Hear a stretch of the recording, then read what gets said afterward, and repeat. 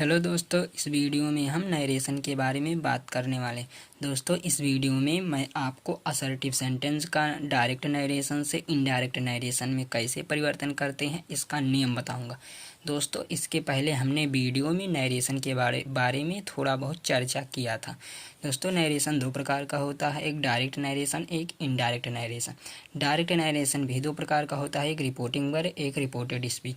दोस्तों, इसके पहले वाले वीडियो में मैंने इन सभी के बारे में चर्चा कर दिया था और यह भी और बताया था डायरेक्ट नरेशन को कैसे पहचानें और इनडायरेक्ट नरेशन को कैसे पहचानें।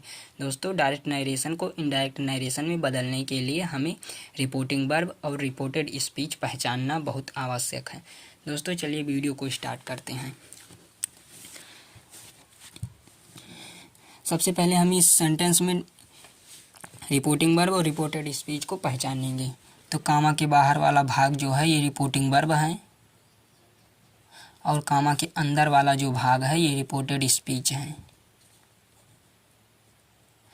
दोस्तों, रिपोर्टिंग वर्ब में आप लोगों को सब्जेक्ट पहचानना, वर्ब पहचानना, ऑब्जेक्ट पहचानना आना चाहिए और रिपोर्टेड स्पीच में भी सब्जेक्ट पहचानना, वर्ब पहचानना, ऑब्जेक्ट पहचानना आना चाहिए। दोस्तों, सबसे पहले हम क्या करेंगे कि रिपोर्टिंग वर्ब के सब्जेक्ट को वैसे का वैसे बिना किसी परिवर्तन के उतार लेंगे। उसके बाद रिपोर्टिंग वर्ब के वर्ब को परिवर्तन करने के हमने कल नियम बताए थे, लेकिन दोस्तों इसी वीडियो में मैं इन सभी नियमों को वर्णन करूंगा। सेड टू का हमने बताया था टोल्ड। फिर उसके बाद ऑब्जेक्ट को भी बिना किसी परिवर्तन के उतार लेंगे। यदि हम असर्टिव सेंटेंस का डायरेक्ट नरेशन से इनडायरेक्ट नरेशन में परिवर्तन कर रहे हैं तो ये इन्वर्टेड कामाज है। इन्वर्टेड कामाज को हटाएंगे और कंजक्शन दैट को लगाएंगे। फिर उसके बाद हमने चर्चा किया था रिपोर्टेड स्पीच वाले सेंटेंस। रिपोर्टेड स्पीच वाले सेंटेंस का जो सब्जेक्ट होता है वो तीन प्रकार से आ सकता है। एक फर्स्ट पर्सन का सब्जेक्ट आई भी होता है, फर्स्ट पर्सन का आई भी होगा और सेकेंड पर्सन का यू होगा और थर्ड पर्सन का ही, सी, इट या किसी का नाम होगा। तो फर्स्ट पर्सन का कर्ता आएगा तो रिपोर्टिंग वर्ब के सब्जेक्ट के अनुसार बदलेंगे, यानी कि रिपोर्टिंग वर्ब का सब्जेक्ट जो होगा वही रिपोर्टेड स्पीच का सब्जेक्ट लिख देंगे, तो ही। अगर सेकेंड पर्सन का करता है तो मी के अनुसार लिखेंगे, तो मी ऑब्जेक्टिव केस में रहेगा तो इसका सब्जेक्ट लिखेंगे, सब्जेक्ट। फिर उसके बाद अगर कोई थर्ड पर्सन का करता है तो उसको वैसे का वैसे उतार लेंगे बिना किसी परिवर्तन के। अब दोस्तों, हमने आप लोगों को बताया था रिपोर्टेड स्पीच में दूसरा नियम है टेंस को बदलना। अगर प्रेजेंट इंडेफिनिट है तो पास्ट इंडेफिनिट में चला जाएगा, प्रेजेंट कंटिन्यूअस है तो पास्ट कंटिन्यूअस में चला जाएगा, प्रेजेंट परफेक्ट है तो पास्ट परफेक्ट में चला जाएगा। देखिए दोस्तों, यहाँ पर प्रेजेंट परफेक्ट है क्योंकि हैव क्रिया का थर्ड फॉर्म आया है, हैव सहायक क्रिया आया है, तो हम इसको पास्ट परफेक्ट में बदल देते हैं, तो ही हैड। फिर उसके बाद आई का पॉजिटिव केस माई होता है तो ही का पॉजिटिव केस, फिर उसके बाद उसका थर्ड फॉर्म लिख लेंगे क्रिया का, डन। फिर उसके बाद आई का पॉजिटिव केस माई होता है तो ही का पॉजिटिव केस हिज हो जाएगा। फिर उसके बाद वर्क। दोस्तों, मैंने जो आपको बताया उससे चलिए एक नियम के तहत बताते हैं। देखिए दोस्तों, मैंने आपको सबसे पहले बताया कि रिपोर्टिंग वर्ब और रिपोर्टेड स्पीच आप लोगों को पहचानना आना चाहिए और रिपोर्टिंग वर्ब में सब्जेक्ट क्या है, वर्ब क्या है, ऑब्जेक्ट क्या है। रिपोर्टेड स्पीच में भी आप लोगों को वही पहचानना है। और देखिए, पहला नियम है रिपोर्टिंग वर्ब वाले, आरबी का मतलब रिपोर्टिंग वर्ब वाले वाक्य में आए हुए सब्जेक्ट को वैसे का वैसे लिख लेते हैं। देखिए दोस्तों, हमने रिपोर्टिंग जो वर्ब है इसका सब्जेक्ट वैसे का वैसे लिख लिया है। फिर दूसरा नियम क्या है, रिपोर्टिंग वर्ब वाले वाक्य में यदि कोई HB का मतलब हेल्पिंग वर्ब आया हो तो उसको भी वैसे का वैसे उतार लेते हैं। देखिए दोस्तों, इसमें कोई HB नहीं आया है, ही के बाद डायरेक्ट मेन वर्ब आया है, तो हेल्पिंग वर्ब है नहीं तो नहीं उतारे, लेकिन अगर होता तो उसको भी वैसे का वैसे उतार लेते।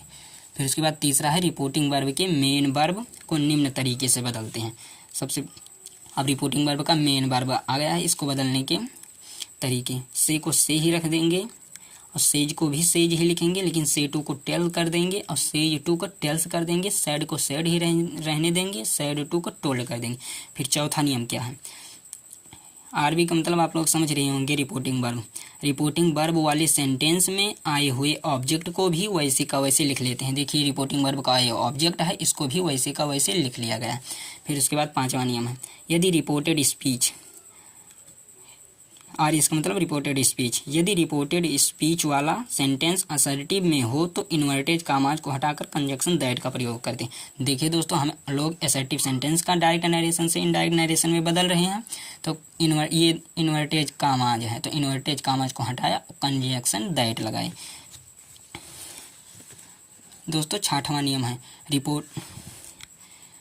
रिपोर्टेड स्पीच में आए हुए सब्जेक्ट संबंधी परिवर्तन को निम्नलिखित नियमानुसार करते हैं।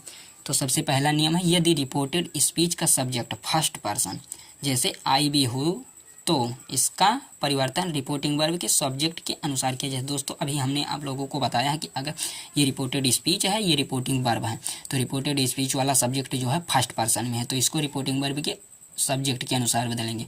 तो देखिए दोस्तों, he said to me I have done my work, तो ही का वैसे कर दिए, सेड टू का टोल्ड कर दिए, ऑब्जेक्ट को ऐसे उतार लिए और इन्वर्टेड कामा को हटाकर कंजक्शन दैट लगाए।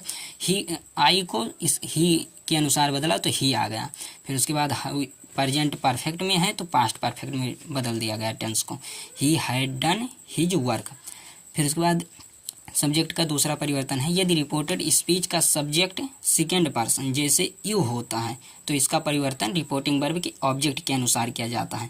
जैसे he said to me you have done your work, you क्या है, सेकेंड पर्सन का करता है, तो यू को हम मी के अनुसार बदलेंगे। ही का ही वैसे उतार लिए, सेड टू का टोल्ड हो गया, और मी को भी वैसे का वैसे उतार लिए, ये इन्वर्टेड कामाज को हटाकर कंजक्शन दैट लगाया। और यू हम लोगों को बदलना मी के अनुसार, तो मी ऑब्जेक्टिव केस में है तो इसको हमें सब्जेक्ट के स्थान पर लिखना है, तो सब्जेक्टिव केस में लिखना होगा। सब्जेक्टिव केस मी का आई होता है। फिर उसके बाद हैड डन माई वर्क। फिर उसके बाद तीसरा नियम है, यदि रिपोर्टेड स्पीच का सब्जेक्ट है थर्ड पर्सन जैसे ही सी इट या किसी का नाम इत्यादि होता है तो इनडायरेक्ट बनाते समय कोई परिवर्तन नहीं किया जाता है। जैसे he said to me comma double comma में he has done his work, फिर कामा डबल कामा लग गया। फिर उसके बाद ही सेड टू का टोल्ड, ऑब्जेक्ट मी है तो मी, इन्वर्टेज कामा को हटाकर कंजक्शन दैट। फिर देखिए थर्ड पर्सन में है तो इसको नहीं बदलेंगे, वैसे का वैसे लिख देंगे, ही टेंस बदल देंगे, हैड डन हिज वर्क। अगर यहाँ किसी का नाम होगा तो नाम भी यहीं पर वैसे का वैसे लिख देंगे। सबसे अंतिम नियम है, डायरेक्ट से इनडायरेक्ट नरेशन बनाते समय टेंस संबंधी परिवर्तन निम्नलिखित तरीके से किया जाता है। पहला प्रेजेंट इंडेफिनिट अगर में होगा तो पास्ट इंडेफिनिट में चला जाएगा। अगर प्रेजेंट कंटिन्यूअस में होगा तो उसको पास्ट कंटिन्यूअस में बदलेंगे। प्रेजेंट परफेक्ट में होगा तो पास्ट परफेक्ट में बदलेंगे। प्रेजेंट परफेक्ट कंटिन्यूअस में होगा तो पास्ट परफेक्ट कंटिन्यूअस। अगर पास्ट इंडेफिनिट टेंस में आता है तो उसको पास्ट परफेक्ट टेंस में कर देंगे। पास्ट कंटिन्यूअस टेंस में आता है तो पास्ट परफेक्ट कंटिन्यूअस टेंस में बदल देंगे। पास्ट परफेक्ट और पास्ट परफेक्ट कंटिन्यूअस टेंस का नरेशन बनाने के लिए नहीं आएगा। और फ्यूचर में फ्यूचर टेंस में शैल और विल यही आता है तो शैल को शुड में और विल को वुड में बदल देते हैं। दोस्तों अगर आप लोगों के समझ नहीं आया तो अगले वीडियो में मैं आप लोगों का असर्टिव सेंटेंस का डायरेक्ट नरेशन से इनडायरेक्ट नरेशन में परिवर्तन करने के कुछ विशेष नियमों को बताऊंगा, उसी में ये आ जाएगा आप लोगों का शैल और विल। दोस्तों इस वीडियो में आप लोगों को नियमों को बिल्कुल भी नहीं रटना है, मैंने आप लोगों को प्रूफ करने के लिए इन नियमों को लिखा है ताकि अच्छे से समझ में आ जाए। दोस्तों अगर आप लोगों को एक बार में समझ नहीं आता है तो आप लोग वीडियो को रिवर्स करके 2 से 3 बार आप लोग देख सकते हैं। दोस्तों आप लोगों को अगर ये वीडियो समझ नहीं आ रहा है तो इसके पहले हमने जो वीडियो बनाया था अगर आप लोग वो देख लेंगे नरेशन वाला वीडियो तो आप लोगों को ये वीडियो पूरा समझ में आ जाएगा। आई होप दोस्तों वीडियो अच्छी लगी होगी। अगर वीडियो अच्छी लगी है तो वीडियो को लाइक और चैनल को सब्सक्राइब करना ना भूलें।